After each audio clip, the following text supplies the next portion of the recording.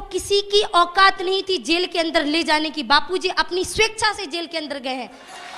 और ये बात उन्होंने सूरत के आश्रम में, मेरे पास अभी भी थोड़ी देर पहले ही मैं क्लिप सुन रही थी, बापूजी ने कहा कि मैं हवाई जहाज से जा रहा था तो मैंने कहा कि भैया जरा घुमा लो, जेल के चारों तरफ से देख लूँ, ऊपर से जेल को, क्या पता कभी इसमें जाने का मौका आए तो मैं देखता रहूँ इसको। तो बापूजी ने जेल को जाके मंदिर बना दिया है और आप रोज जाकर के दर्शन करिए, देखिए हजारों दिए पूर्णिमा के दिन रोज वहाँ जेल के बाहर जलते हैं। ये हमारी आस्था का और श्रद्धा का प्रतीक है। वास्तव में हिंदू संस्कृति इतनी पवित्र है, सांच को कभी आँच नहीं। संतों के ऊपर लांछन बहुत पहले से लगाए जा रहे हैं, संतों को लोग निशाना बना रहे हैं, क्योंकि किसी संत ने भी अभी थोड़ी देर पहले कहा कि लोगों की रोजी रोटी बंद हो रही है। झारखंड और बिहार के क्षेत्रों में बापूजी ने घर वापसी का कार्यक्रम किया था। जितने हिंदू धर्मांतरित हो गए तो बापूजी ने घर वापसी का कार्यक्रम किया, उन लोगों को घर दिया, मकान दी, जरूरत की चीजें दी, पैसे दिए, दक्षिणा दी, सब कुछ दिया, उनकी पूर्ति की चीजें दी। लोगों ने कहा कि बापूजी जैसा संत इस दुनिया में कोई नहीं है। लोग उनके नाम की माला लेके जपने लगे।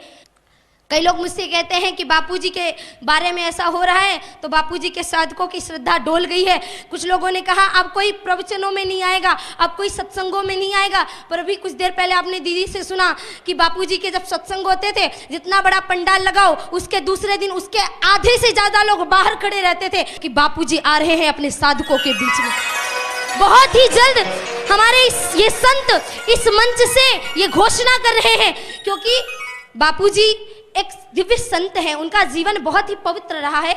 उन्होंने देश के लिए बहुत ही अच्छे अच्छे कार्य किए हैं, गौ माता की सेवा, गौरक्षा, सुंदर संकल्प ऐसे बापूजी ने लिए हैं और हम सभी अपनी आंखों से वो देख रहे। किसी बात की परीक्षा की, प्रमाण की आवश्यकता नहीं है। जब जब देश की संस्कृति पे कोई रावण, कोई आतताई, कोई राक्षस अग्नि लेकर के इस संस्कृति को जलाने के लिए आता है, तब तब भारत देश की इस भूमि पे विवेकानंद, रामकृष्ण परमहंस और आसाराम जी बापू जैसे संतों का प्राकट्य होता है, जो भारतीय संस्कृति को आगे बढ़ाने का। और एक बात बताऊं साधुकों, आपसे हाथ जोड़ के निवेदन है, कई माताएं रोती रहती, मैंने देखा है, दिन रात रोती रहती बापूजी के लिए। आपको रोने की जरूरत नहीं है। ये मत सोचना सरकार के इरादे नेक नहीं है तो हमारा सनातन संस्कृति संकट में है।